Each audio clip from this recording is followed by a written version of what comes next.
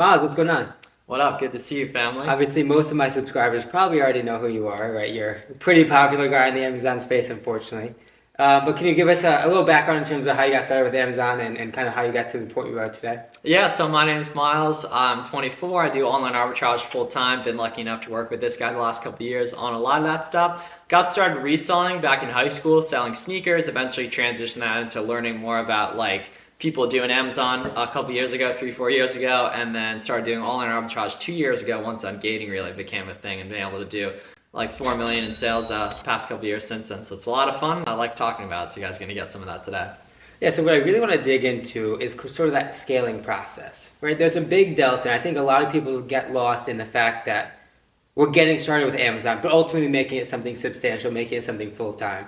So let's start to talk about that. Let's start to dig that apart in terms of how do you really start to take those next couple steps with Amazon? Yeah, so we were talking about it at dinner, but it's really just like repeating successful actions. The problem is when you're new, you haven't done any of those successful actions, right? So it's going through that process of being really bad at the beginning, which we've all done, and then slowly putting one foot in front of the other and getting better at it to the point where you start to get some wins here and there. You buy a good product on Kohl's, or you buy a good product on Walgreens, right? And then good products hang around other good products, and so not only do you start finding more items, but you also start buying bigger quantities of stuff that you do find, right? And then that's when you can really start to skyrocket your sales baseless. So you just got to focus on finding one good item, then another one from there, and then slowly over time you get a lot better at the skill, and it really starts to translate.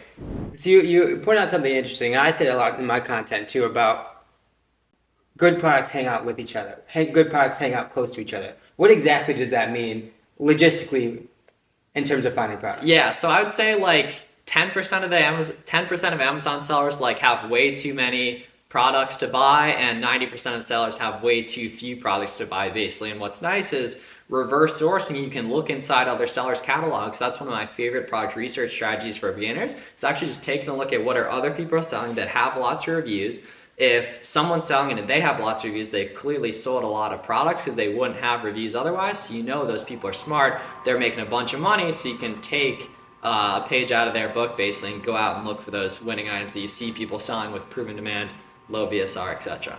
It's kind of crazy because that whole reverse sourcing technique, it allows you just to qualify products extraordinarily quickly, right? Because if I'm just on Dick's or Kohl's or Walmart.com, right, it's hard to make those qualifications.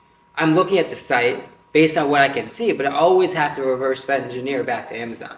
But when I'm in a storefront, all the information's right in front of me from a sales rank perspective, buy box perspective, trending perspective, competition, all those sorts of things are super easy to digest and make decisions on. Absolutely. Yeah.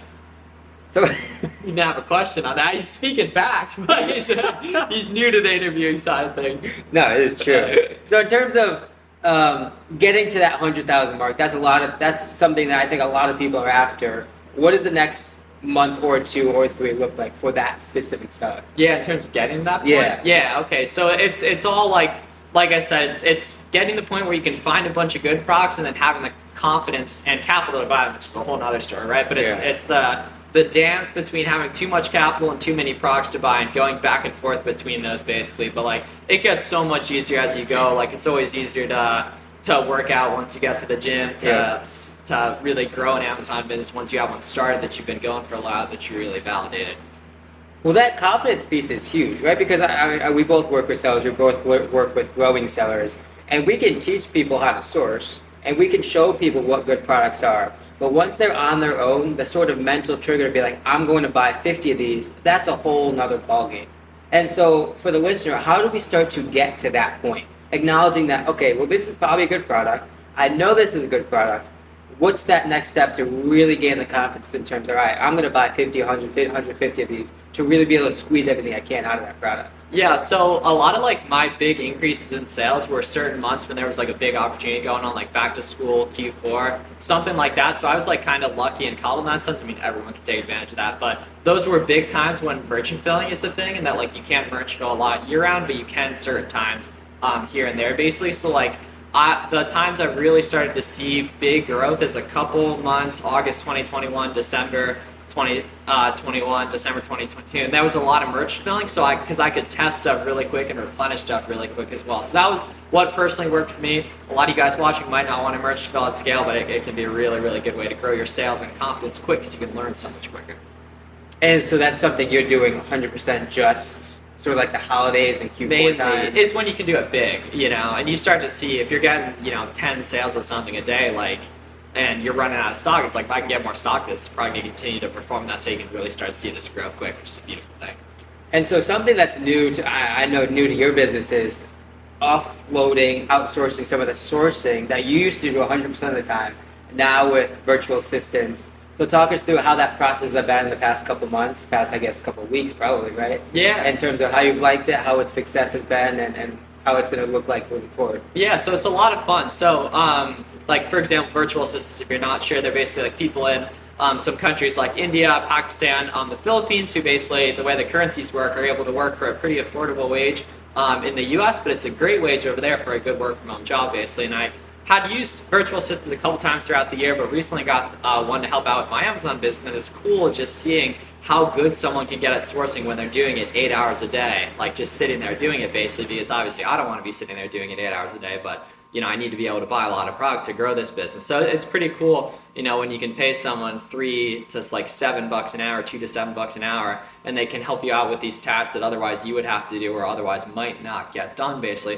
Right. So that's pretty cool, and I think it makes sense for a lot of people that are spending even like 10 grand a month on product. Like, you can free up a lot of time to do other stuff or just to further grow and source, and it's interesting the way even like your employees will introduce you to new like techniques and stuff too. And how did the first couple of weeks with that virtual assistant go? Was there a lot of training involved? Was there a lot of sort of working out that relationship? How would the first couple of weeks look like? Yeah, so I definitely need to train more, but it's like it's not like how good are you, or it's not like you either can source, you can source, it's how good can you source, right? Mm-hmm. So there's training, but it's also like, okay, this sale's going on, check this out, or giving feedback on leads is really important. But yeah, I think I want to build out a team in the next 6 months, and then there'll be a ton more training involved with that, because I want to become like a really big, like cohesive squad with it.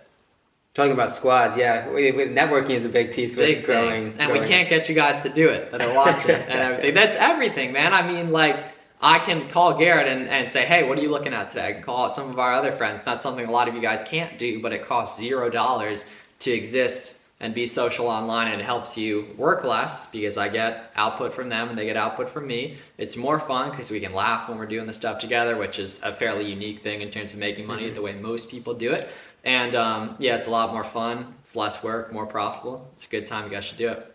And then in terms of the Flips4Miles Amazon business, how has 2023 been starting for you? What is your outlook? What's your goals for this coming year? And how's it been going for you? Yeah, so I really got screwed by restock limits over Q4. So I ended up having to liquidate a lot of stuff the past couple months, but I'm switching to all prep center basically. So I'm thinking by May I'll have a couple hundred SKUs pumping, hopefully 2 VAs by then, and just kind of churning out OA profits in a way I haven't done. Like thus far, it's more always been like a hustle, like the next item, doing some prep myself, things like that. Want to definitely employ more leverage and get the prep center involved, virtual assistants involved, and keep growing it like that basically.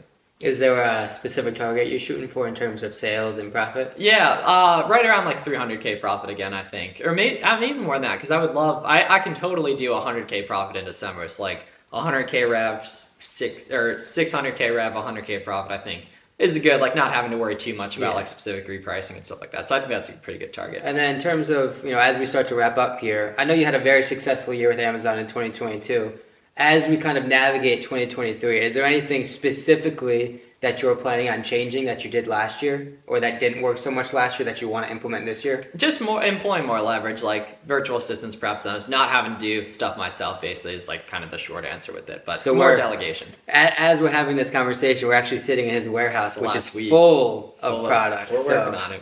It's going to be a good thing to see him out of this place and into a prep center. Absolutely. But yeah, thanks for your time. And where can the viewers find you? Yeah, so it's Flips4Miles on all platforms. Thank you guys for watching. Appreciate it. Garrett's a good guy. See you guys. Oh, Buy Box Bandits podcast too. Check that shit out as well. And at least 1 or 2 episodes every week. We're continuing to pump them out. 100 plus, 120, right? I think today was 120. That we already have in the reserve. So go check those out, and we will see you in the next one.